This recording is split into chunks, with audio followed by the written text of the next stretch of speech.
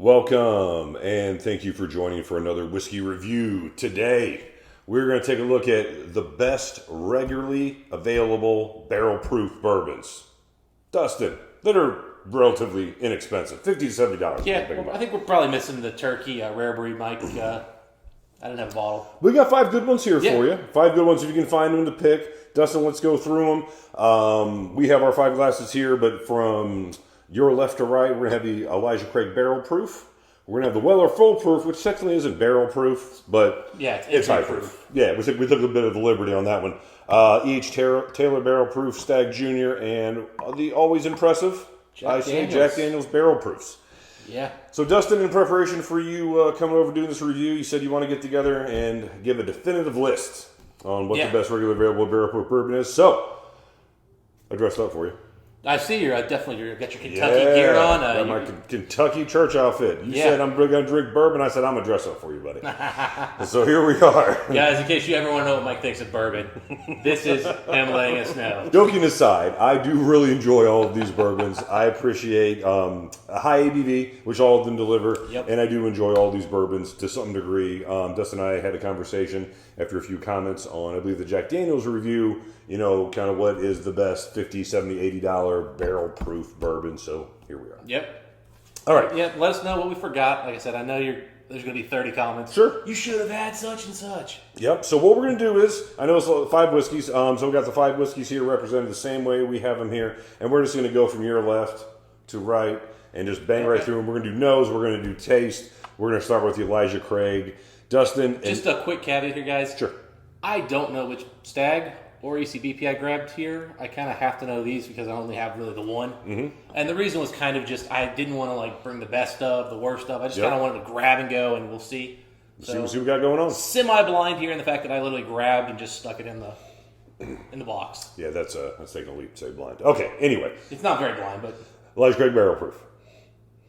One of my favorite bang for your buck whiskeys, Dustin. Yeah. Love this whiskey. You just smell that and you're still like, yeah, that's good. I mean, it's melted burnt caramel, slightly nutty, corn nuttiness almost. Yeah, it starts off with peanut, then it's like corn nut at the end for me. But yeah, exactly. Just caramel drizzle, some red cherry, red fruit kind of thing going on there. Light cinnamons, just man.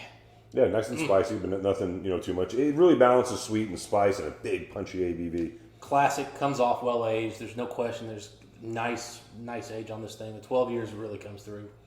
It's such a quality offering that you can regularly depend on. Now, usually come out with 3 batches a year. Yeah. And they'll drop batches at different times, here. Yeah, and they're getting hard to find. They're not impossible, but you got to pay attention. They've definitely gotten harder in the last year for people who used to say they could get them year round, and so it's getting tougher. It's always been a little tough in my neck of the woods. Yeah, good start.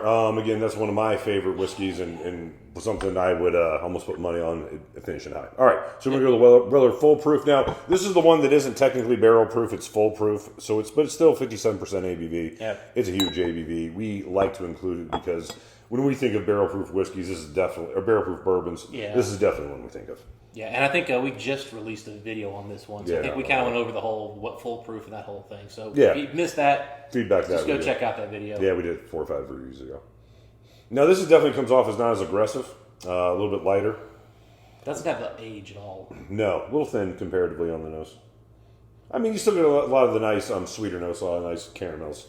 Yeah. It lacks the spice. It lacks a little bit of the depth. It certainly lacks the more aggressive I would say charred notes that it does in Elijah. Much lighter oak notes, Mike. I mean, it's a weeder, so I mean, you do expect a little lighter profile, but I mean, this is really light. Kind of maybe apple notes coming through here, whereas that one had some cherries.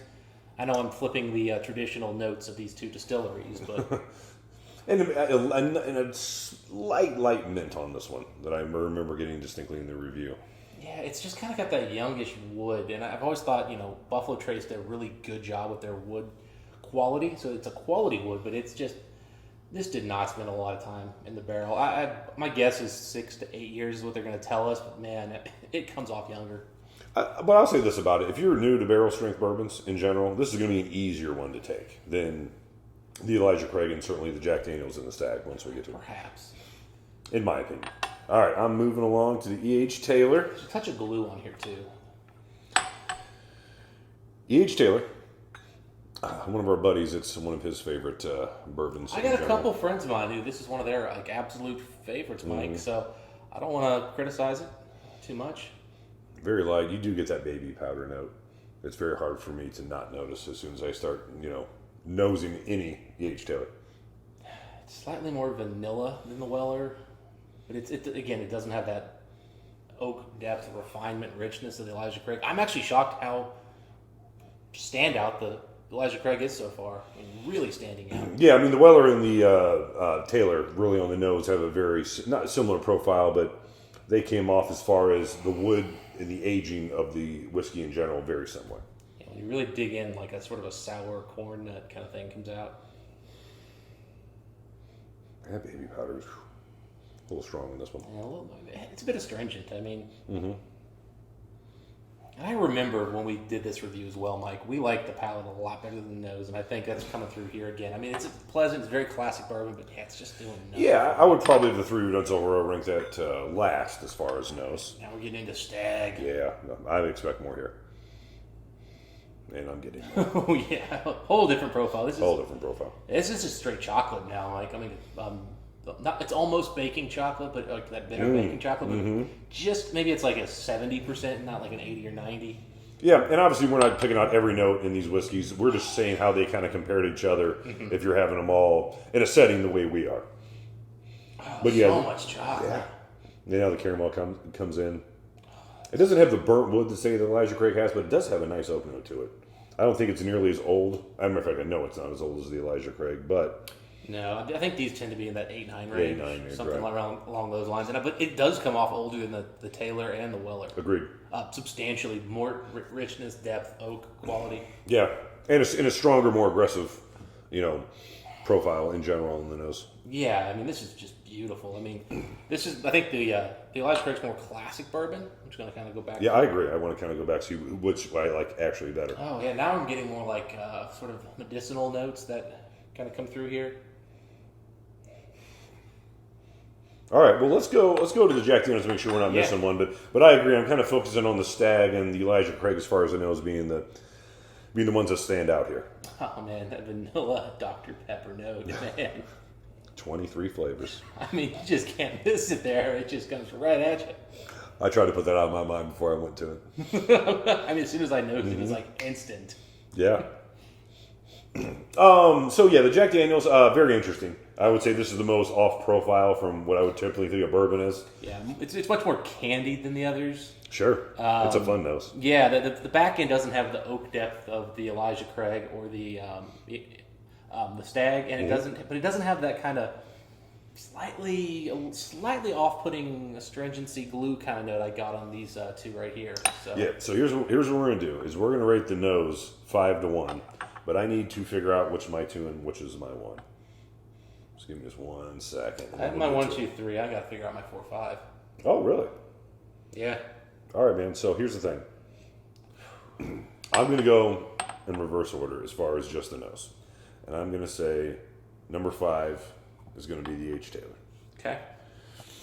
Number 4 nose is going to be the Weller. Okay.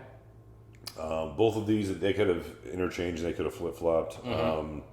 If you like the EHT Tailor profile, you'll like it better than the Weller Full Proof, in my opinion. But these were very, very close. I just kind of prefer the Weller Full Proof in general better to the EHT Tailor. Okay. But again, 4 or 5, both these. Jack Daniels is firm number 3. Yep. For me, firm 3.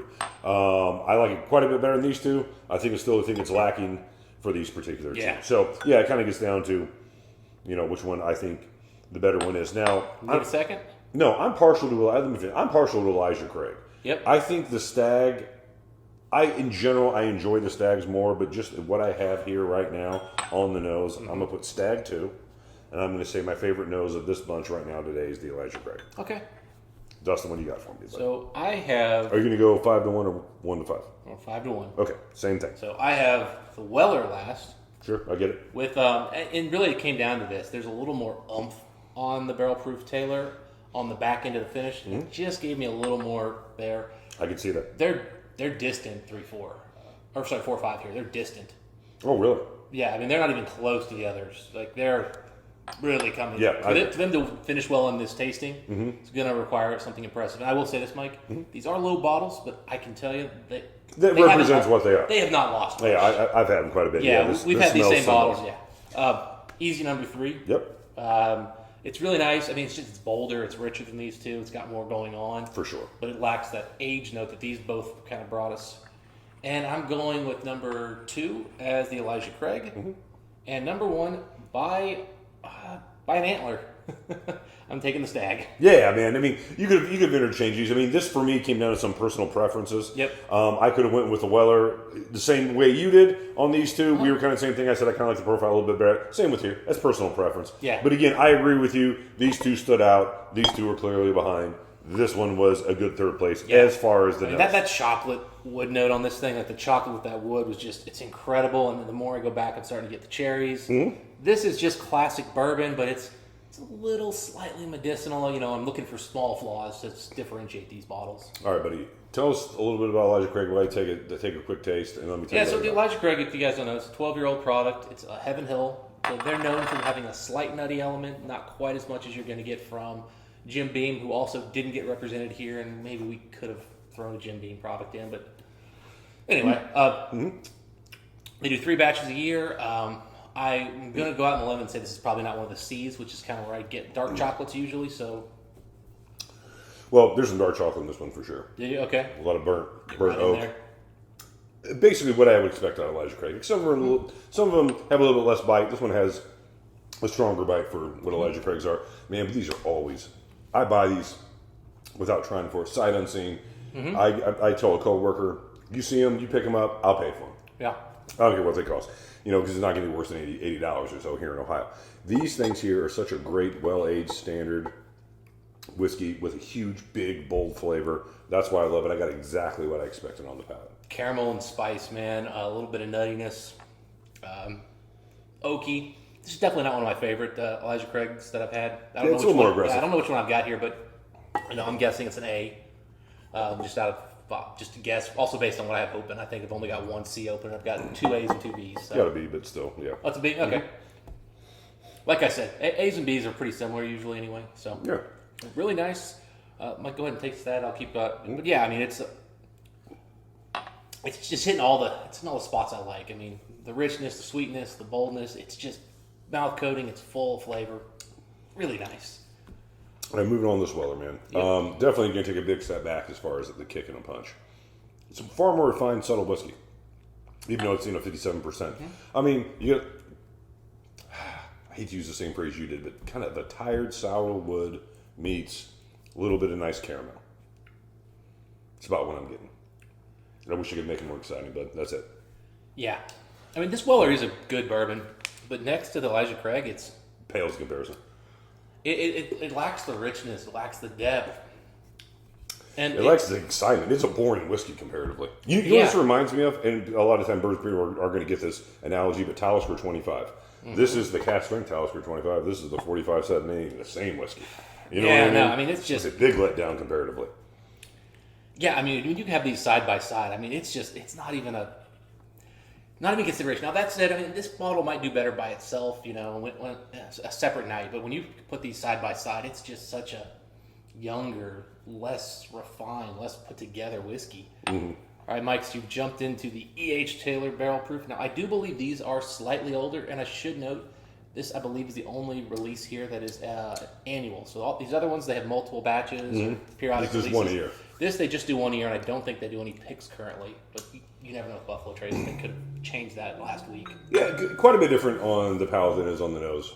This has always been a fun whiskey to drink in general. It's spicy. You get nice caramel, but the spice is really what I've always stood out to me about this particular one.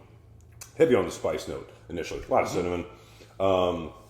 A little bit of baking spice I never could quite put my finger on. A little bit of that cinnamon with baby powder mixed in. I never really, and you don't get that really on the palate, but that's kind of what I always try to describe it as. But again, nice little linger. It's quite a bit more aggressive than the Weller Full Proof. It definitely kind of stands out. It's a memorable whiskey. I've always been ho-hum on EHT Tailors in general. It really hasn't been my profile. I think it's too spicy. I don't like a lot of spice. I don't like spice in scotches or bourbon to be the showcase. I think it is here. I mean, I think they're trying to make that kind of baby powder. I was gonna call it baby vomit, sort of. Like it's kind of like that milky vanilla thing. It's like a thing they've got at the end. The problem is there's an astringency to the oak they're using. Mm-hmm. Again, I think it's too young. I think my understanding is the single barrels are around the 10-year mark. These are more like 6 years, and it really, man, it's jarringly youthful. Both of these two just come off shockingly youthful in this comparison. And now I will say this, by themselves, maybe they're easy drinkers, but when you have something so much better, all you get are the off notes. Yeah, when you have them side by side, it really becomes evident. Stagg Jr. Yeah, what are you getting, Mike? Chocolate. Like you normally do with these things. Burnt dark chocolate, bitter dark chocolate, nice little wood kick, caramel kind of coming in here at the end. It's a fun whiskey. Oh, yeah. And for 9 years, on the nose, it came off 8 or 9 years old. On the palate, I think I don't think it comes off as refined as the Elijah Craig, but it's close. Yeah, I mean, honestly, you could tell me that they're about the same age, and I would believe you. It really does hit really nice notes. It's probably lacking a little on the finish in the oak character, but I kind of like where this is hitting because it's coming in at a really good spot where the oak comes in. It's part of this like chocolate cherry chew kind of thing that's got going on here. Man, absolutely delicious. I mean, I tell you what, man, go into the Jack. I can't wait. Is again just like the most off profile of any of these whatsoever, and this is especially even off profile for Jack Daniel's single barrels. It is an aggressive, sooty. I think I said sooty in the review too. Smoky Jack Daniel's, man. Cream brulee, man. I'm telling you, it's like they burnt this cream brulee, but man, it's well, you burn all cream, but yeah, it's hard to get to that. I mean, they think it's one extra char. Oh man, Dr. Pepper with creme brulee on the finish, man, yum. I could see how this would be someone's favorite whiskey out of this group. And on a given night, this might be my favorite whiskey of this group. Well, and the thing is, right now, I'll tell you what, man, it might have longest finished. This and the Elijah Craig are probably 1-2. I mean, this thing's going strong right now. Still getting lots of finish here. And that's after the Stagg Jr., which is a big, bold, strong finishing whiskey. This starting off strong makes sense. Mm-hmm. This coming in and outperforming these two makes sense on the nose and the palate.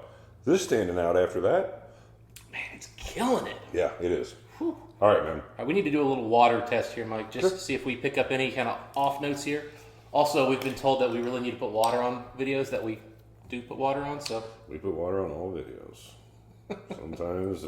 Sometimes we get wordy. We don't get to it, but until the end of the video, or maybe 4 minutes into the video, but we will get to it. Sometimes we do it exactly at the halfway mark. All right, so what I'll do, Dustin, is I am going to give my final thoughts, and I'm just going to give it everything quick nose with water, and I'm going to give you my 5, 4, 3, 2, 1. Okay. And what I want you to do is you agree with me or disagree with me along the way. Okay. All right, so I'm going to take out what I know is going to be my low 2, the Weller and the EHT Tailor. Mm-hmm. So that's about what I expected. It's a pretty close race for me. I'm going to say exactly, even though I like the EHT Tailor better on the palate as far as no. Ooh. The water's really helped the nose on both the Tailor and the Weller, I think. Yeah, the Weller definitely smells a lot better on the nose. Out. So I'm gonna stick with my initial thought process. Is I'm gonna say in overall 5th place. I'm gonna go with the EHT Tailor. Weller's gonna be my 4th place finisher. Okay. Am I wrong?